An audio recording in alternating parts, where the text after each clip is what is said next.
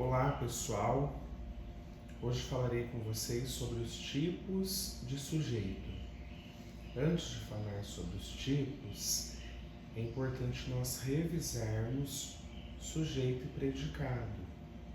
Lembram-se, na oração nós identificamos primeiramente o verbo. Em seguida perguntamos quem ou o que ao verbo antes do verbo. A resposta é o sujeito. O que sobra, o predicado. Exemplo: o professor Alex revisou sujeito e predicado. Verbo: revisou. Quem revisou o sujeito e predicado? O professor Alex. Sujeito. O que sobrou? Revisou sujeito e predicado. Predicado. Tudo bem? Então agora nós nos concentraremos nos tipos de sujeito que existem na análise sintática, certo? Então vamos lá. É importante que vocês anotem no caderno, tá? Que vocês também façam esses esquemas no caderno de vocês, esses exemplos, para que vocês compreendam a matéria, tudo bem? Então, primeiro exemplo. O professor explicou a lição. Verbo: explicou. Quem explicou a lição? O professor. Sujeito: qual é a palavra mais importante desse sujeito? Ou seja, da expressão o professor, né? Qual é a palavra mais importante? O ou professor? A palavra mais importante é professor, o substantivo. Então, essa palavra é o núcleo do sujeito.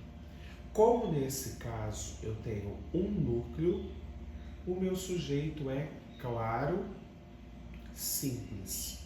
Ok? Sujeito claro, simples. Agora vejamos o próximo exemplo. A diretora e a coordenadora falaram pouco. Verbo: falaram. Quem falou pouco? A diretora e a coordenadora. Sujeito: quais são as palavras mais importantes desse sujeito? Diretora, coordenadora. Dois substantivos. Certo, pessoal? Dois núcleos do sujeito. Então, eu não tenho um sujeito simples. Agora, eu tenho um sujeito claro composto. Simples, um núcleo. Composto, dois ou mais núcleos, certo? Muito bem, vamos para o próximo.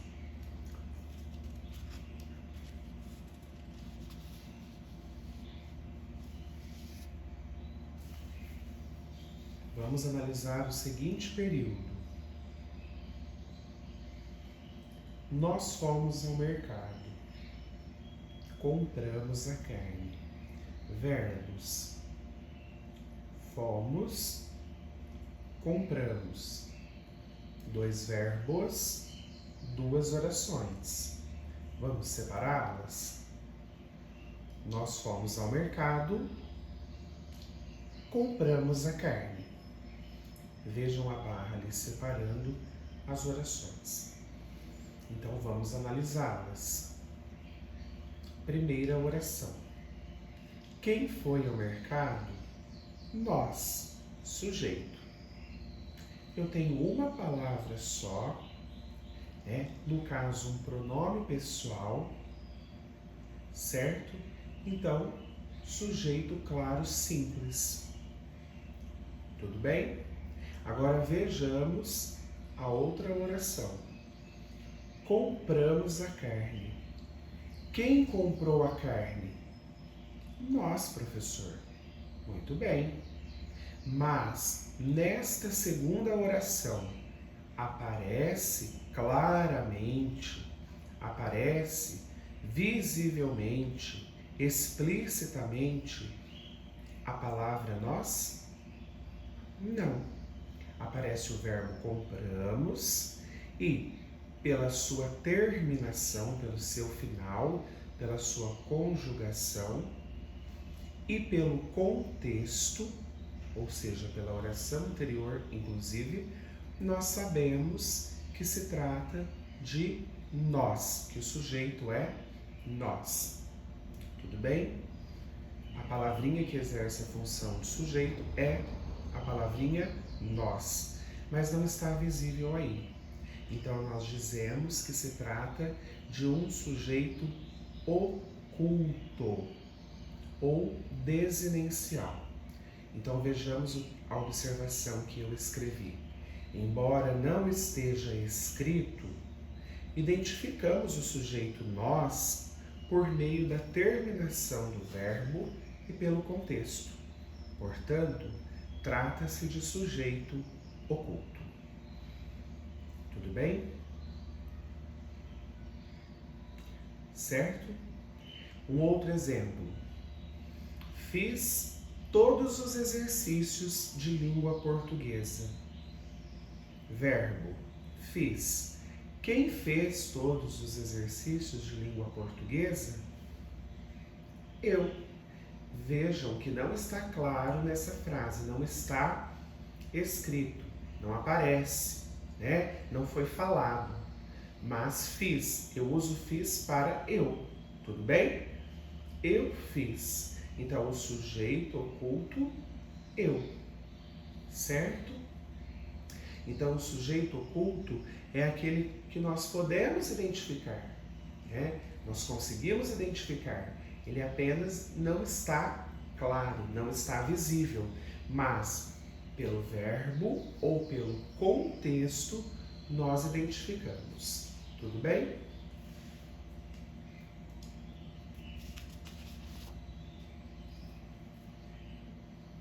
Bom, então agora eu vou falar um pouquinho para vocês daquele que eu costumo chamar de sujeito da fofoca, né?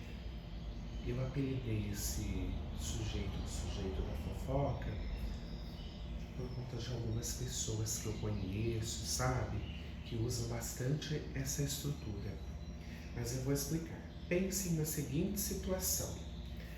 Todos foram ao intervalo, né?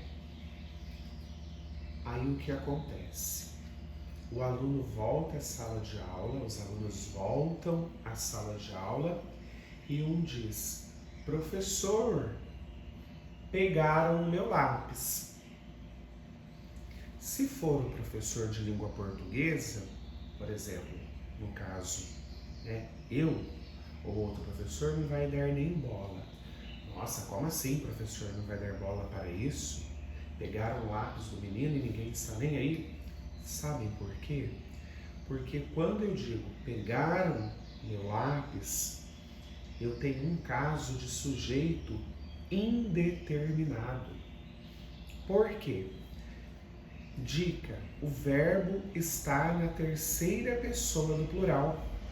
Olha lá, pegaram, terceira pessoa do plural, que é o caso do sujeito indeterminado que nós estudaremos agora, ok?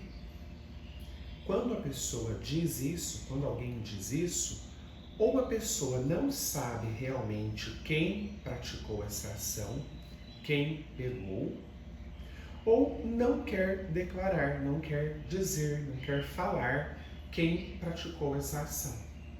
Tudo bem? Então, professor, pegaram o meu lápis. Ora, quem pegou o seu lápis? Professor, pegaram. Não, né? Não sei. Ou se não, olha para o professor, né? Balança a cabeça para o lado do colega e fala assim: professor, pegaram o meu lápis. Né, para o professor perceber que se trata do colega que está ao lado, mas não quer declarar, né? Então, quando nós temos essa estrutura, sujeito indeterminado. Por que eu digo sujeito da fofoca? As vizinhas se reúnem, né, em épocas anteriores ao coronavírus. Agora eu tenho certeza de que isso não ocorre aí perto de vocês e nem aqui perto de mim. Mas antes acontecia muito. Então a vizinha se reúne, as vizinhas saíam para varrer a calçada, para fazer a limpeza, né, de suas casas, da parte lá, da parte externa. Muito bem. Uma falava assim à outra: viram a sua irmã com um moço lá na esquina.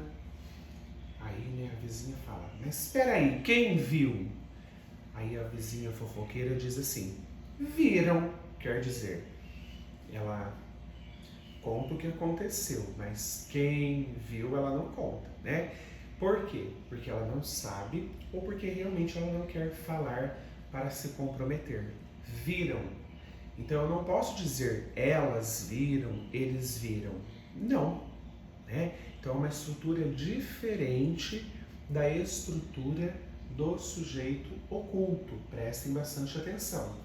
No sujeito indeterminado, eu vou ter o verbo na terceira pessoa do plural. Pegaram, roubaram, viram, encontraram, disseram. Neste momento, nós estudaremos o sujeito indeterminado a partir desta estrutura já falada. Pegaram, roubaram, encontraram, ou seja, verbo na terceira pessoa do plural. Tudo bem? E agora, vamos para a última situação aí, tá? Então eu quero que vocês prestem bastante atenção em todas as frases, em todos os períodos, a fim de que vocês compreendam esse tipo de sujeito. Vejamos a primeira frase. Ventou pouco ontem. Ventou é o verbo, está em verde, não está? Olha ali embaixo o que está em verde. A palavra fenômeno da natureza. Muito bem. Ventou expressa um fenômeno da natureza. Quando eu tenho verbos expressando, indicando fenômenos da natureza, eu tenho uma oração sem sujeito. Eu não devo fazer a pergunta: o que ventou ou quem inventou? Nada disso. Identifiquei um verbo expressando um fenômeno da natureza, eu já sei que não há sujeito. É uma oração sem sujeito. Tudo bem? Outro caso. Faz 15 minutos que falo. Fez bastante calor ontem. Então, vejam aí que o verbo está em vermelho, não está? Faz, fez. O V está em vermelho. Vejamos lá embaixo. Verbo fazer, indicando tempo. Faz 15 minutos. Faz 2 anos. Faz 2 semanas. Muito bem. Eu tenho um caso de oração sem sujeito. A frase de baixo. Fez bastante calor ontem. O verbo fazer, indicando uma condição do clima, uma condição climática. Também é um caso de oração sem sujeito. Então, eu preciso guardar essas regrinhas aqui, essas orientações, para quando eu olhar esses verbos, eu já saber que trata-se do quê? De um caso de oração do sujeito para cada um deles. Tudo bem? E o terceiro caso, houve 3 reuniões no colégio. É um verbo haver, né? Está em roxo, olha ali. Verbo haver com sentido de acontecer, como está no exemplo. Houve 3 reuniões no colégio, eu poderia escrever: aconteceram 3 reuniões no colégio. Então, quando eu tiver o verbo haver significando acontecer, oração sem sujeito. Também haver significando existir. Por exemplo, há algumas folhas nesta mesa, né? Nós falamos como? Tem algumas folhas nesta mesa. Geralmente nós falamos usando o verbo ter. É uma característica da língua informal, da linguagem informal, da informalidade. A norma padrão, a linguagem padrão, prefere algumas folhas nesta mesa ou sobre a mesa. Tudo bem? Então, se fosse o verbo haver, há algumas folhas nesta mesa, eu também teria um caso de oração sem sujeito. Por quê? Há significando existir. Existem algumas folhas nesta mesa, tem algumas folhas nesta mesa. Tudo bem? Então, revisando essa letra D aí, né, esses casos. Verbo expressando fenômeno da natureza.